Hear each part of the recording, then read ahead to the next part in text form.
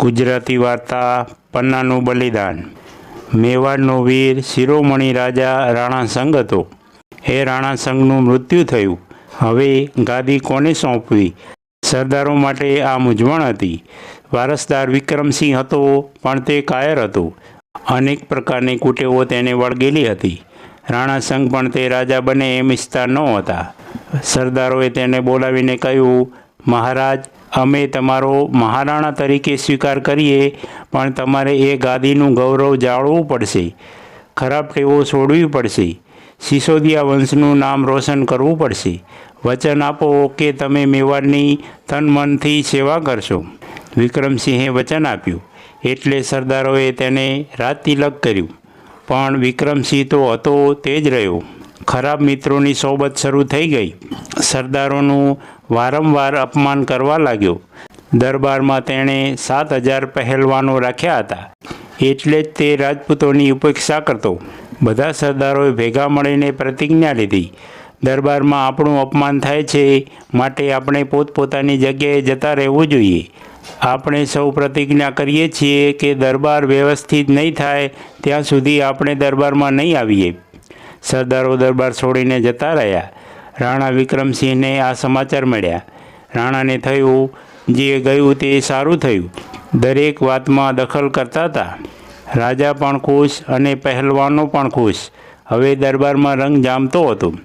એક દિવસ દરબારમાં એક યુવાન આવ્યો।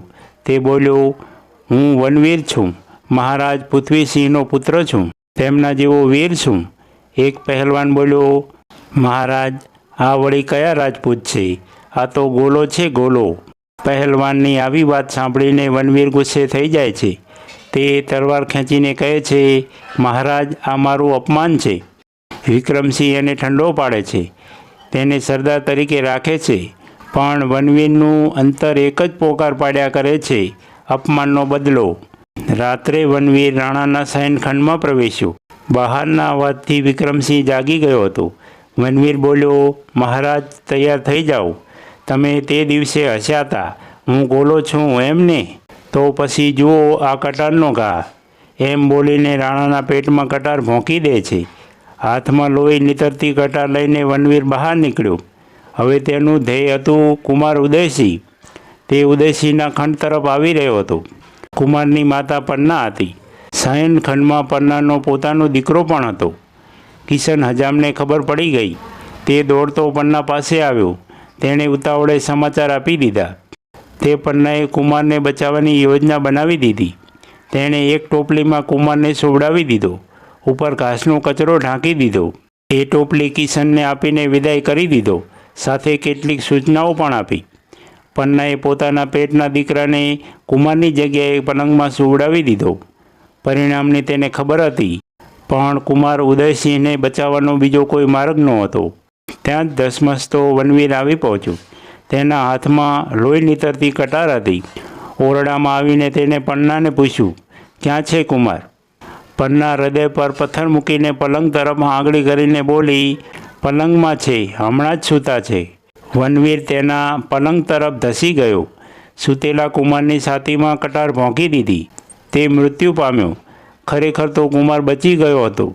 પન્નાનો પોતાનો દીકરો મરી ગયો હતો, પણ અત્યારે આંસુ સારવાનો સમય નહોતો।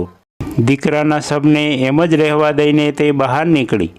કિશન નગર બહાર નિશ્ચિત જગ્યાએ ઊભો હતો, સાથે ઘોડો લઈને।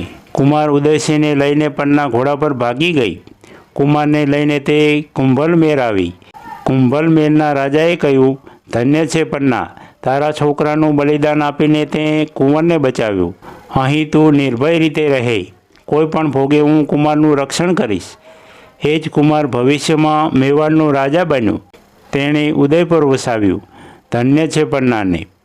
મિત્રો, આવી દરરોજ નવી વાર્તા સાંભળવા માટે સબસ્ક્રાઈબ કરો મારી ચેનલને। ધન્યવાદ।